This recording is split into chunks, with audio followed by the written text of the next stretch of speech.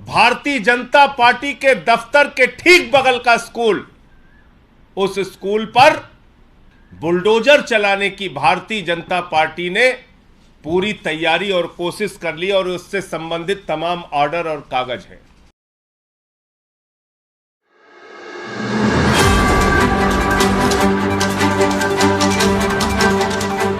Bharatiya Janata party जो अनपढ़ों की देश की सबसे बड़ी जमात है, वो जमात और उसकी सरकारें मिलकर पूरे देश में 60,000 स्कूल बंद करते हैं।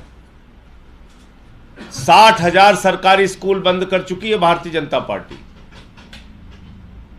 और जब इस अनपढ़ों की जमात का सबसे बड़ा भवन बना, दिल्ली का भारतीय जनता पार्टी का दफ्तर बना, तो इन्होंने पहला लक्ष्य अपना निर्धारित किया।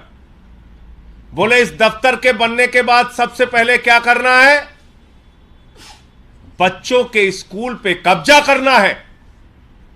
अभी तक आपने माफियाओं पे बुलडोजर सुना होगा, गुंडों पे बुलडोजर सुना होगा, लेकिन नरेंद्र मोदी जी की सरकार मासूम बच्चों के स्कूल पे बुलडोजर चलाने जा रही है।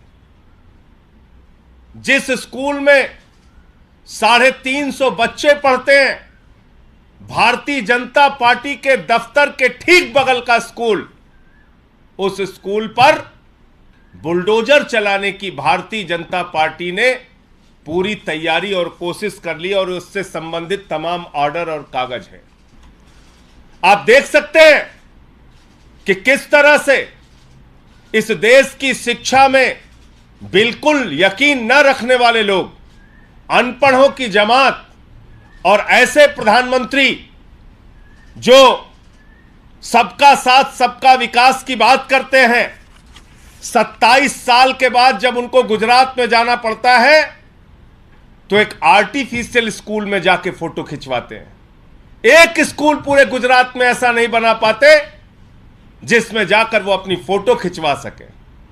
और जब आप अपना दफ्तर बना रहे हैं मोदी जी, उसका उद्घाटन कर रहे हैं, उद्घाटन के मौके पर बड़ी बड़ी बातें कर रहे हैं और साथ ही साथ मासूम बच्चों के स्कूल पे बुलडोजर चलाने की तैयारी कर रहे हैं, यह अत्यंत शर्मनाक और मैं ये कहूंगा कि शिक्षा को, बच्चों के स्कूल को रौंदने का भारतीय जनता पार्टी का प्रयास है।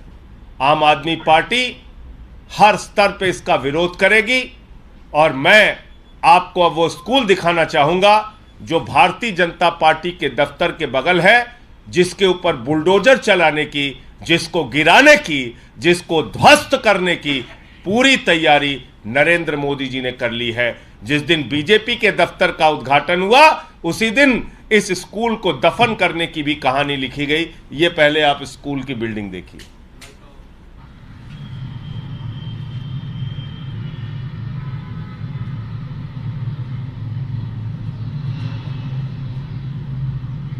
यह है देश का राष्ट्रीय अनपढ़ भवन, बीजेपी का दफ्तर।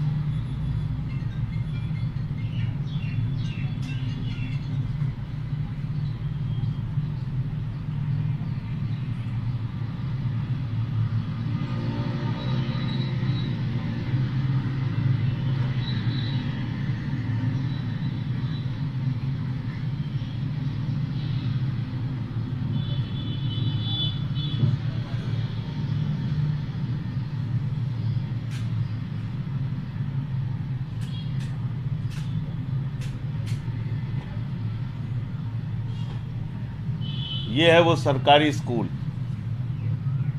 ये वो स्कूल है जिसको स्कूल का फोटो जिसके ऊपर बुलडोजर चलाने की भारतीय जनता पार्टी तैयारी कर रही है। इसकी स्कूल की फोटो भी, ये स्कूल की फोटो है, ये स्कूल की फोटो है। ये एमसीडी का स्कूल है और इसमें अलग अलग समय पे ये प्रस्ताव बनाए गए हैं। सीपीडब्ल्यूडी ने इसको ध्वस्त करने का, गिराने का, तोड़ने का, स्कूल शिफ्ट करने का आदेश दिया है। यहाँ आलीशान पार्क बनाया जाएगा अनपढ़ों के लिए, वहाँ अनपढ़ लोग आके बैठेंगे और बच्चों के स्कूल गिराए जाएंगे। ये है पूरी योजना। इस पे आपका कोई प्रश्न हो दुर्गेश जी से मैं चाहूँगा आगे विस्तार से आपको बताएंगे। 350। इसमें लगभग 350 बच्चे पढ़ते हैं। 14 कमरों का स्कूल है और इस स्कूल को, चूँकि आप वीडियो में देख रहे होंगे कि भारतीय जनता पार्टी के दफ्तर के ठीक बगल में स्कूल है। तो जैसे बड़े राजा महाराजा होते हैं, उनको अपने घर के सामने जब खड़े होते हैं, छत पे खड़े होते हैं, उनको लगता है यार ये थोड़ा अगर बगल वाली ज़मीन भी मिल जाए तो थोड़ा अपना सिस्टम और शानदार हो जाएगा। तो ये बगल वाली ज़मीन कब्ज़ा करने की और लगातार एमसीडी के और उनके अधिकारियों के ऊपर दबाव डालकर इस स्कूल को खाली करवाना, इस स्कूल के ऊपर बुलडोज़र करके इस पूरे स्कूल को भारतीय जनता पार्टी के दफ्तर के कामकाज के लिए उपयोग में लाने की पूरी कोशिश की जा रही थी, जिसकी जानकारी हम लोगों को मिली।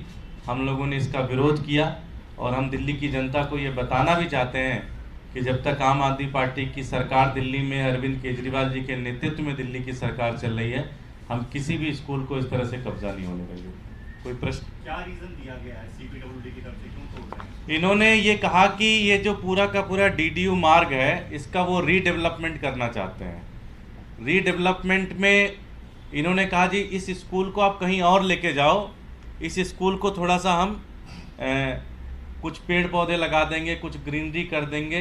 रीडेवलपमेंट के नाम पे एक तरीके से इस पूरी जमीन को कब्जा करने की कोशिश। भाई रीडेवलपमेंट अगर करना है तो सबसे पहले तो बीजेपी का दफ्तर तोड़ना चाहिए। अगर रीडेवलपमेंट करना है डीडीयू मार्ग का तो दोनों बीजेपी के जो दफ्तर बने हैं दफ्तर तोड़ दो, और भी यहाँ दफ्तर बने हैं उन सारे दफ्तर तोड़ दो, हम लोग का भी तोड़ दो, कांग्रेस वालों का भी तोड़ दो, जितने भी दफ्तर है सबको तोड़ो। रीडेवलप करना है तो सरकारी स्कूल तोड़ोगे बच्चों के? अगर आपको रीडेवलप करना है तो सबसे पहले आप सरकारी स्कूल जो बच्चों का है उसी को तोड़ेंगे, आप उस पर बुलडोजर चलाएंगे। तो ये देखिए आप, ये बहुत गंभीर बात है। अब तक ये अपराधियों पर बुलडोजर चलाने की नौटंकी करते रहे, यहां तो बच्चों के स्कूल पे बुलडोजर चला रहे हैं।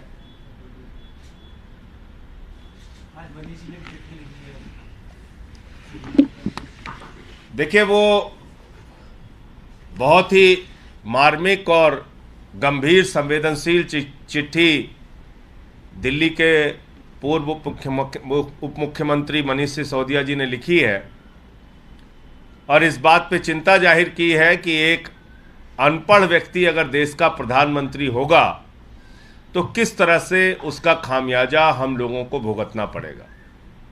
पहला, जैसे मैंने आपको बताया, सरकारी स्कूल, जनसंख्या देश की बढ़ रही है, बच्चे हमारे बढ़ रहे हैं, लेकिन सरकारी स्कूल बढ़ाने के बजाय 60,000 सरकारी स्कूल देश के अंदर भारतीय जनता पार्टी ने बंद किए हैं, जिसमें अकेले 26,000 सरकारी स्कूल देश के सबसे बड़े राज्य उत्तर प्रदेश में बंद हुए हैं। हजारों स्कूल बंद हुए हैं मध्य प्रदेश में, हजारों स्कूल बंद हुए हैं गुजरात में। करते क्या है ये लोग? इन्हीं के अपने प्राइवेट स्कूल हैं।